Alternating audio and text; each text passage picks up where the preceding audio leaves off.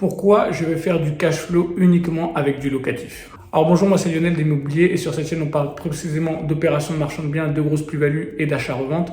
Donc si notre contenu t'intéresse, n'hésite surtout pas à t'abonner à cette chaîne et aussi active la cloche pour être au courant des notifications de sortie de toutes nos nouvelles vidéos.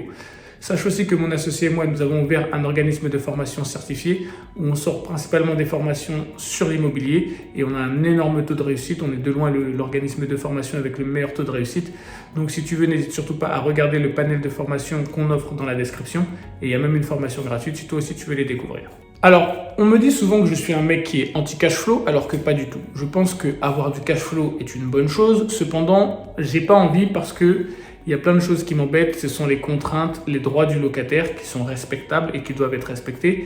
Et aussi le fait de devoir aller acheter des biens dans des endroits qui n'ont pas une forte valeur pour pouvoir générer du cash flow.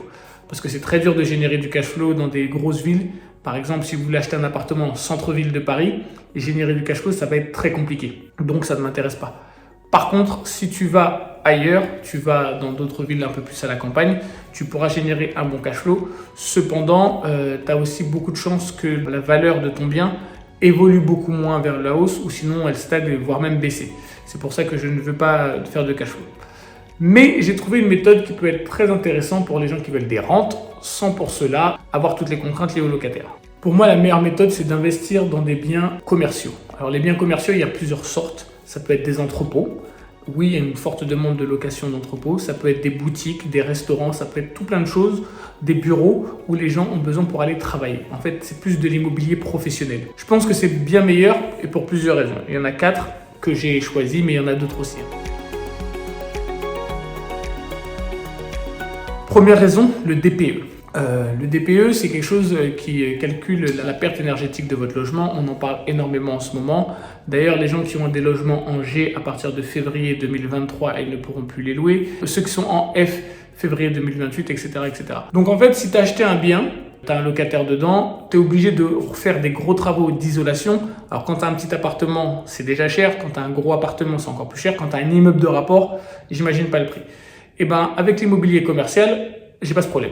Je donne un exemple. J'achète une boutique. La personne décide de vendre des bibelots, faire une petite supérette, peu importe. Bah, j'ai pas ces contraintes-là parce que c'est pas de l'habitation. Donc le DPE, je m'en fous. Et je peux pas me retrouver avec un bien que je ne peux plus louer pour ce genre de raison. Deuxième avantage, c'est pour les travaux. Quand on veut louer à quelqu'un, il faut faire des travaux de manière à ce que le bien soit décent pour que la personne puisse y vivre. Dans l'immobilier commercial, j'ai pas ce problème. Les travaux, c'est le locataire qui les fait. Et ça, c'est aussi un truc qui est génial, c'est que il fait ses travaux, il y a un problème avec ses travaux, je n'ai pas de responsabilité. Il va pas m'appeler pour des travaux que je n'ai pas fait. Et ça aussi, c'est quelque chose qui est un vrai avantage pour moi. Le fait de ne pas avoir de DPE et de ne pas avoir les travaux, franchement, pour avoir un locataire qui paye et que ces choses-là sont à sa charge, je trouve ça magnifique.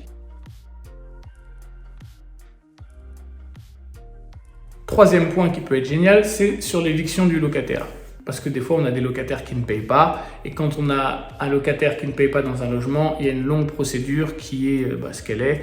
On aime ou on n'aime pas, il faut respecter la loi. Et des fois, pour mettre un locataire de mauvaise foi dehors, ça peut te prendre des années. Et même souvent, ça te prend des années. Ce qui est bien avec l'immobilier commercial, c'est que si le mec ne paye pas, ça prend pas autant de temps à le foutre dehors.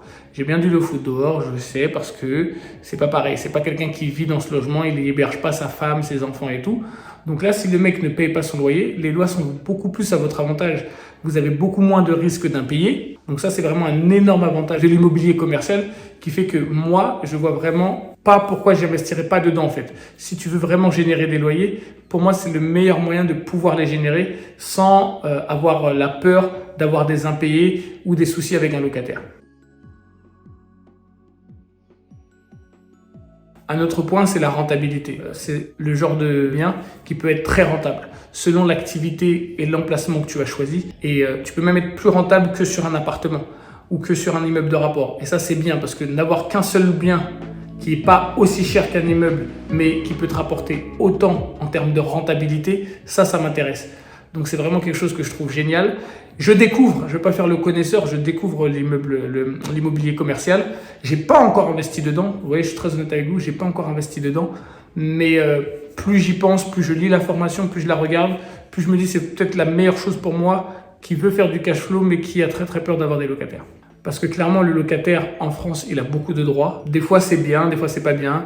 Certaines personnes sont très rigolos, d'autres personnes en abusent, donc on peut pas mettre tous les locataires dans le même sac. C'est comme les propriétaires, il y en a des très bons, il y en a des très mauvais. Mais de mon point de vue, j'ai déjà eu des locataires, j'ai eu une très mauvaise expérience avec les locataires. Je pense vraiment, en tout cas de mon point de vue, que avoir des rentes, c'est une très bonne chose. Toucher des loyers, c'est une très bonne chose. Mais je trouve que ça tient pas à grand chose le fait que le locataire puisse se retourner contre toi quand tu es dans de l'immobilier d'habitation. Et dans le commercial, tu as beaucoup plus de droits. Franchement, même les entrepôts, c'est quelque chose qu'on néglige beaucoup. Mais louer des entrepôts à des gens, à des sociétés, ça peut être aussi pas mal du tout. Tu touches de vrais loyers, les loyers sont gros.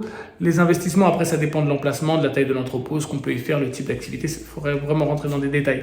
Mais je pense que ton risque d'impayé est beaucoup moins fort et ta rentabilité est beaucoup plus forte. Et si toi, tu veux vraiment toucher des loyers et être le plus tranquille possible, ne pas avoir à gérer. Parce qu'il y a des gens qui vont dire, oui, mais tu n'es pas obligé de gérer quand tu as des locataires. Tu es obligé de gérer. Ça, c'est des gens qui n'ont pas d'expérience, tu es obligé de gérer. Parce que quand bien même il y a un problème avec un locataire, quand bien même c'est géré par une agence, l'agence, avant de vouloir faire les travaux, elle t'appelle. L'agence est obligée de te contacter. Tandis qu'avec l'immobilier commercial, quand bien même il y a beaucoup de travaux, c'est pas toi qui contacte parce que c'est pas toi qui as fait les travaux, tu n'es pas responsable de ces travaux. T'es pas au courant, toi tu touches juste ton loyer. Et ça vraiment, quand on veut la tranquillité, je pense que c'est beaucoup mieux. Donc c'est pour ça que je pense que mon parc locatif, quand je vais décider de m'en constituer, c'est pas tout de suite, mais comme j'ai dit dans une précédente vidéo, un jour j'y penserai parce que je commence à vieillir, et ça sera plus du commercial que de l'immobilier résidentiel. Si vous êtes d'accord avec moi, n'hésitez pas à le mettre dans les commentaires. Et si vous ne l'êtes pas aussi, et je suis vraiment très curieux d'avoir vos réactions. Et puis on débattra en commentaire pour voir pourquoi on est d'accord ou pourquoi on n'est pas d'accord.